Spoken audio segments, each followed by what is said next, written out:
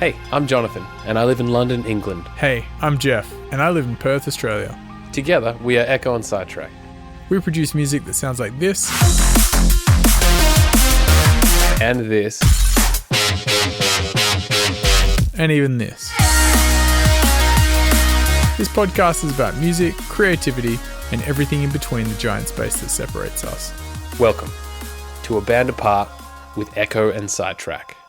Welcome back to A Band Apart with Ekko and Sidetrack. You're talking to Sidetrack right now, and my partner in crime is Jeff Hansen. How are you going, buddy? Thanks for having me on. It's a real honor to be on the air finally. No worries. Drive time with J-Man is going quite well. How are you going today? I'm doing pretty well. I am excited, and a little nervous, maybe a little. What are you excited and nervous about? I'm doing a photo shoot later on, and I'm taking off my clothes and I'm exposing my body. No, not really. We're putting out new music, Jonathan. Yeah, we are. And yeah, that whole process is quite exciting and nerve-wracking as we share our personal creation with the world. Yeah, it is. It is exciting. So we're recording this on. We don't really reveal when we record these often, but we're recording this on Wednesday and putting it out tomorrow on Thursday. So it should be available to find on Friday because it's out on Friday. The song is called Paper Birds, and it features the vocals of Ruth Royall. Ruth Royall. I don't know why you keep wanting to make her a wrestler or a sandwich. It's the two L's. It's the two L's that confuse me. Ruth Royall will now fight the Eliminator. Sorry, Ruth. You've got beautiful vocal stylings, and you're not at all like a wrestler. Though I think you might be pretty strong. But yeah, so that's out tomorrow. But by the time you're listening to this, if you haven't already listened to Paper Birds, go on Spotify or YouTube or SoundCloud or wherever you ingest music and give it a listen and let us know what you think. It's probably our most mature work to date, I'd say, and probably our most emotional. Yeah, I think it's got all of those things in it, and I also think it's one of our most song-like tunes that we've ever written. Like, it's got a verse, it's got a chorus, it's got that kind of a vibe to it, and I think we've had a few comments from people that said like it feels really together as a piece of music, and I think that's really, really encouraging. And this is also a piece of music that we've finished and worked on a fair bit while being in separate locations. Yeah, I think that was integral to the finishing of the song in the way that it was completed, and how that back and forth that we did. I mean, we'll cover this in another podcast, but just quickly, like the back and forth that we did so much, I think, really, with that extra kind of 20% on the song you can hear, I think. Yeah, I think it might be fun down the track if we present the demos of what was what is Paper Birds, but we can maybe edit together a few clips that show the differing phases and how the song stayed integrally the same, but changed in the way it communicated its message. And and because this is the song that we went back and forth on Instagram and talked a lot about, and to be honest, it probably nearly didn't become a song. But as Jono said, we will cover this in a podcast next week or the week after as we chat to Ruth about it. But I think it's we're pretty proud of it, and we hope you enjoy it, and we look forward to sharing. We know you'll enjoy it too. Yeah, we think so. I wanted to ask Jono, how, we've released a few tunes now in our career. How do you feel when we put out a piece of music? Excited. And it's I guess it's like the final, at the end of Lord of the Rings, when Gandalf and Bilbo Oh no, not Gandalf, but Bilbo gets sent off to the to elf heaven essentially. It's like the final goodbye, and I feel like that's what it's like when you release a tune. It's like the final. It's one of the final steps, obviously before the marketing campaign and that thing. But it's like you're sending your baby away. You know, you're opening it up to the world. It's no longer just mine or yours. It becomes everyone's, and I think that's a beautiful moment, and I hope that everyone loves it as much as we do, and as everyone cares for it as much as we do. I guess, like, I care less about what people think about it. Like, if people don't like the song, that's fine, because I like it so much, and you know, we're proud of it, and that's all that matters. But I hope people get it as much as, like, I hope it's not that it moves people, but I hope that people connect with it as much as it connects with me. It's like it's like your favorite movie that you recommend to a friend. You want them to see what you see, and if they don't, it's slightly disappointing. Yeah, I know that feeling. Yeah, I think, and all that is, you know, rolled into a bunch of emotions that come with putting out a piece of music and finally shipping it off to become not just mine and yours. It becomes ours, and it becomes everyone's child. You kind of have to, moderate and be aware of your expectations, and embrace the good, and embrace the bad, the things that do happen and the things that don't happen, and you just, I suppose, you roll with it, and you kind of be like, this is out of our control, because we've done everything we could to make this a great piece of art, and then we're like, we birth it, and then it's not up to everyone else to make their opinion on it, but it does become not ours to try and shape anymore. Yeah. And it becomes less about what we think about it. I mean, in the end, that doesn't really matter in the first place, does it? Arguably. Because it wouldn't pass the demo stage if we didn't think it was something worth releasing and sharing. Yeah, that's true. As a song, how do you feel about this song? I think it's sorry. That's another interesting Jono voice. Cut. We should edit them together. Yeah, man. I'm really proud of it. I've been a big advocate of this song for, I mean, we both have, but I'd say this is definitely one that you've been pushing along, like you've been lobbying for a while. And I think that it's it feels nice to have it coming out. As a song, I like this is one of the first songs. No, it's not one of the first songs, because I did it with Synchronize, that I sing regularly. And that sounds so... No, it doesn't. It's fun. It's fun. That's a nice thing. It's got a melody. It's something that hangs in your head, and it's arguably we've heard it more than anyone will ever hear it. But that's a nice way to. I think we should be proud of our music, and we should stand behind it. Yeah. And we do. Yeah.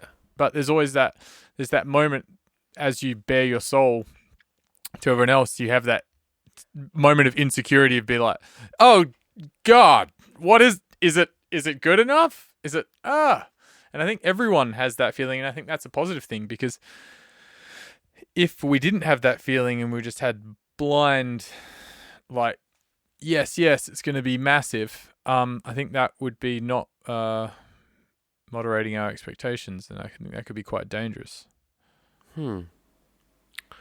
Yeah, that's true. How do you feel about releasing music now?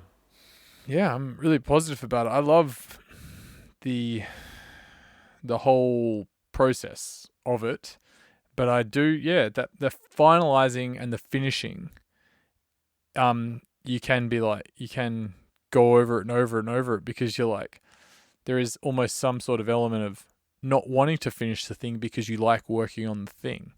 And by finishing it and releasing it means you've got to go back to the absolute beginner's stage of blank screen, what's next.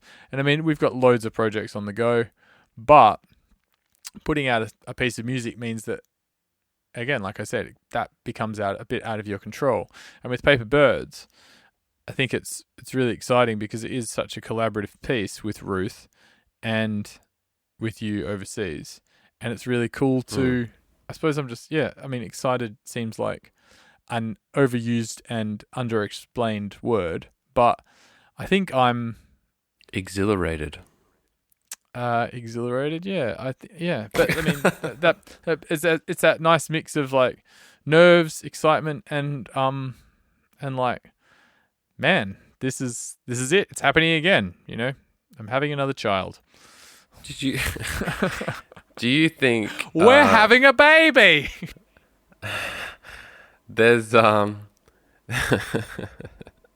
my baby. There's also excitement about, like, I mean, and this excitement has been, I think we've talked about the cycle of releasing tunes and working on next ones and stuff, but like, you know, we've written a lot in the last 3 months, and we've talked about what the next single is, and we've kind of whittled it down to some ideas and worked on them more than others, and like preparing the next few singles.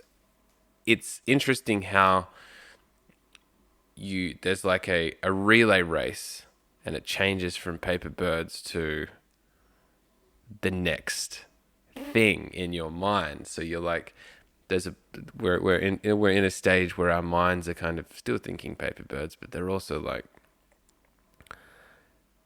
that next one is going to be, what's happening to the next one? And also like, oh, those demos are cool, but like, oh, I really like this new one. And then like, as you like try and rush to not pull together, but like you rush to kind of like think about what's next to keep that momentum and not get a hangover. Yeah, well, I don't think there's any rush because we've thought about what's next. It's a rush if you don't spend a month knowing what you're going to do next. Yeah, that's true. Good point. But yeah, I think it's a really exciting time, and we can't wait to share it with you. So check it out, Paper Birds featuring Ruth Royall, at all good CD stores today, wherever you are. Sanity. That's a very Australian reference. I wanted to talk about this. Recently, a few people in the UK have been posting a hashtag called Let the Music Play. Yes, I've seen that quite a bit, actually. I'd say more than a few people, a lot of the music community. Yeah. And it's basically about a cash injection of about 50 million pounds into the music industry, because it's looking like it's going to be like 50% unemployment.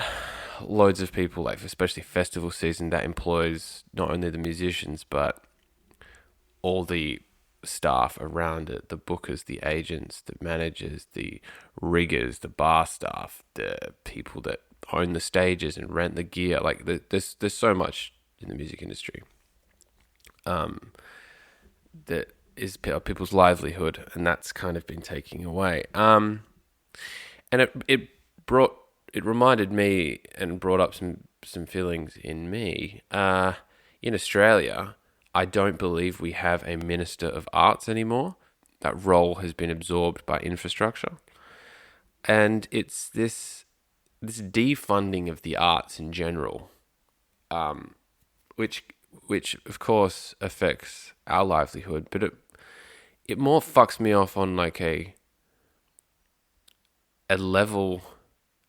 Like, there is this general feeling of unappreciating the arts and devaluing the arts as if it's not a very important thing in people's lives, and especially when it comes to money. I don't think the arts is financially valued. Like, it doesn't seem to be a big part of the budget, or it doesn't seem to be like an important thing to fund, especially for our conservative government at the moment. And I think that kind of leans is based on the idea that if you have a fun job, then you shouldn't get paid for it, or that if you have a fun job, it's not as important as a, quote, not fun job. Something I've definitely experienced in my life is people saying to me like, oh, when are you going to get a real job? Or if I've said I'm going to work in the studio, they're like, oh, you bet you guys just have fun in there. There's this idea that just because I like what I do, I don't deserve to get paid for it, kind of. And the definition of work is doing something you don't really want to do, but that's why you get paid for it. It's like, it kind of sucks a bit, but we'll pay you and that's what people think work is. Yeah. Yeah, I think it's a real issue. But circling back to the UK thing, that getting some funding for the arts because of COVID-19, I think that's really important, and I hope it happens in Australia as well, because during this time, everyone has turned to something that was once created and was once designed and was once drawn up and thought of by a creative bunch of people or people, and like a group of people. And it's vitally important to our happiness and our sustained existence. Yet when it comes to it, everyone's just like, oh, we need to support the banks. We need to make sure an airline doesn't crash, or financially, not physically. Or we need to make sure that, that business doesn't go under and stuff like that. But then the arts people go like, hey, our businesses work similarly to yours, but they're not as centralized and things like that.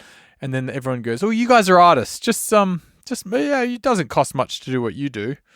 It doesn't, and like, oh, you guys are just artists. There's definitely a stigma around it that is, like you've explained, just like, oh, it's just fun. Like, you're lucky to get paid at all. You're having so much fun. Yeah. How much food and housing and everything else can you buy with fun? The answer is fuck all. Yeah, it's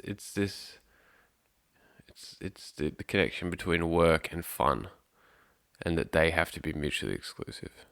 Yeah, and also that you can't a festival is something that is powered by fun, and so when it doesn't happen, they're like, well, it doesn't really matter, it's just everyone just has to stay inside this summer. Yeah. No, you're literally saying that someone can't work. A whole industry can't function. Imagine they just said, you know what, for a year, everyone that makes shoes can't work. And they'll be like, oh, it's fine, everyone's got a pair of shoes. And all of a sudden, people that, the rate of which we buy shoes comes up, and everyone's like, oh, that's crazy, no one's got any shoes, and things like that. And who knew how much of an impact the shoe industry had? Exactly. And with festivals and music and everything like that, I think you'll see a big impact. And I hope people do miss it, and I hope it is something that that is valued when it comes back, not just like, oh, it's back again, oh, cool. I know there is someone in New South Wales, which is a state of Australia, or Victoria, wherever that premier, the Conservative premier, who's really fucked up people, like pill testing and drug testing in festivals. I bet you something comes out where she says, or someone to do with her says, like, at least we're not experiencing any young people die from drug overdoses at festivals this season.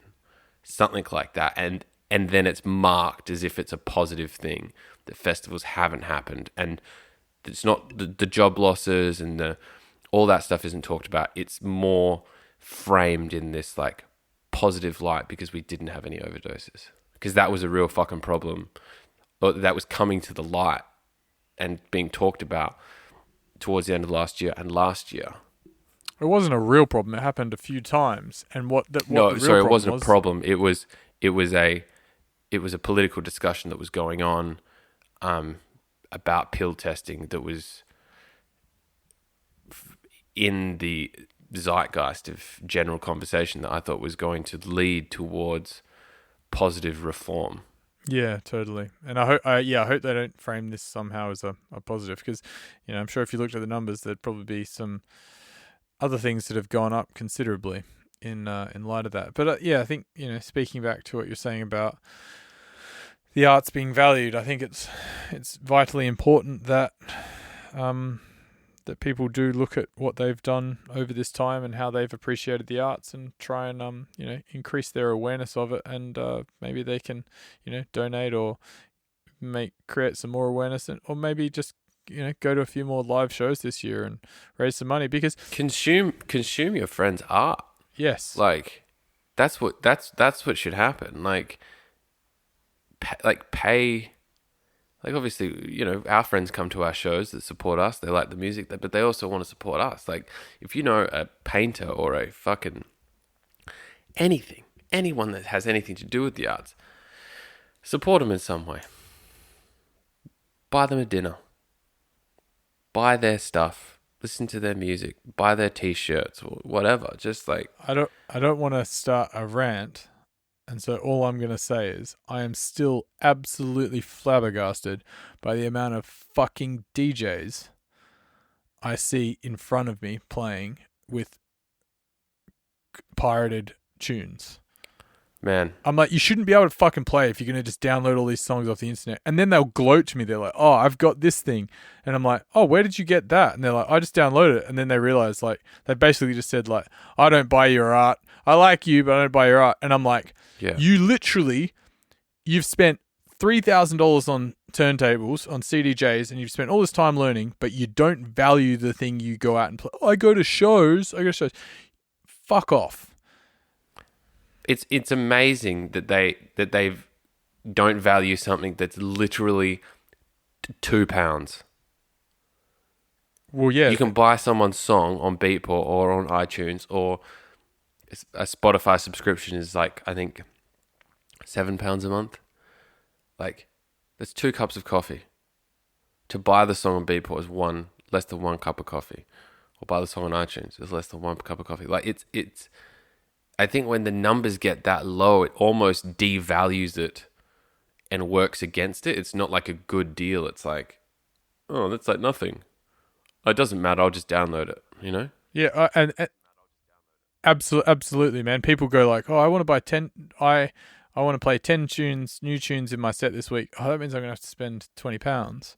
I'll just grab them off some torrented website and spend my £20 somewhere else. But that means that the artists don't get paid, man. And then you're like, oh, what happened to this guy? Why doesn't that guy make tunes anymore? It's like, because he wasn't getting paid, because he wasn't making much money, because he relied on so many other sources of income to generate money. And I think it's something that bothers me greatly, and perhaps it's worth bringing up on another topic. But I think, Jonathan, it's time to stop our discussion and navigate towards this week's demo, which is... You know what it is, don't you? I do. Because you told me before the podcast. I do. Yeah, hi, I'd like a plate of big tunes and a serving of piping hot bangers on the side. This week's demo comes out of my computer. It was written in February, and it is called The Mule. Let's take a listen.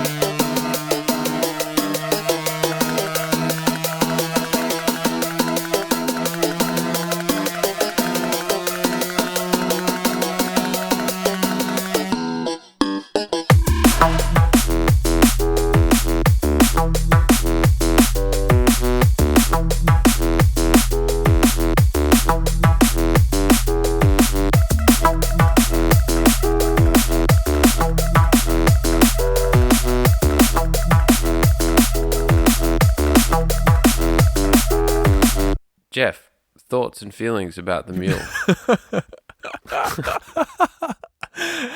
The name for starters. I think two things. I think I had recently watched the trailer for the Clint Eastwood film about him muling unknowingly for a Mexican cartel drugs across the border or something. And then I also, mule is a funny word.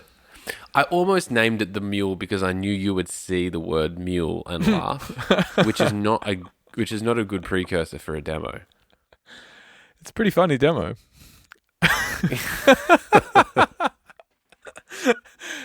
I'll admit, the first time I hear those bass notes, I was like, oh yeah, okay, what's going on here? Like, it drew me in, and then I was like, oh, if you like Seinfeld, you'll like this song. I just think it drops very, very, very, very mediocrely, and it sounds like you've written sideways, so to say, like you've always gone on to the next stage. Yeah. And the other parts haven't been very refined. But I think I would like to say that it feels like that was one of those sessions that you were kind of just pushing and pushing, and like you probably knew at the time, like, I'm just going to keep pushing and hopefully something comes from that. Mm-hmm. And I suppose I suppose this is a really good example of a demo that is not good at all. And that's not me shitting on you, because I can show you a demo that I did that's not very good at all. But I suppose it's like that's how many hours work. You sat at it, tried to push it, tried to find a thread, and then couldn't find the thread. Yeah, exactly. That's exactly what it is. It's about finding a thread, not being able to find a thread. Unlike the demo that I sent you yesterday, where I did find a thread and followed that thread. Yeah, and that demo was awesome. That you sent to me was like, I instantly was like in. I was like, oh, where's this going? Where's that vocal sample from? I want to work on this song. Whereas the Mule, I'm listening to it and going, well, you could use that. It's a bit of a nothing song, and I think we don't have to worry about it. It's like one of those. I suppose it's proof to the listeners that there is some, not everything's a good one, because I also don't. I think we just leave that. That just doesn't nothing. It's not like we're like, oh, let's farm that for parts. It's just like, oh, it's a bit of a shitty song. I'm going to take the siren patch from the intro because I think that's quite cool. But I mean, that's about it. But yeah, that was the Mule. Jeff, we're coming to time. This one has to be a bit shorter because we're on a bit of a schedule. Is there anything else you'd like to say? Not particularly. Just, I suppose, in summary, take a listen to Paper Birds. If you like it, buy it or stream it lots and tell your friends. If you know anyone that creates art, support them, because this is a tough time for artists. And if you have a mule, give it some love, because our mule's not getting any. Perfect. Love you lots, buddy. I'll speak to you soon. Love you too, man. See ya. Thanks for listening to this week's podcast. Make sure you subscribe to us on your podcast app and keep up to date with all new episodes.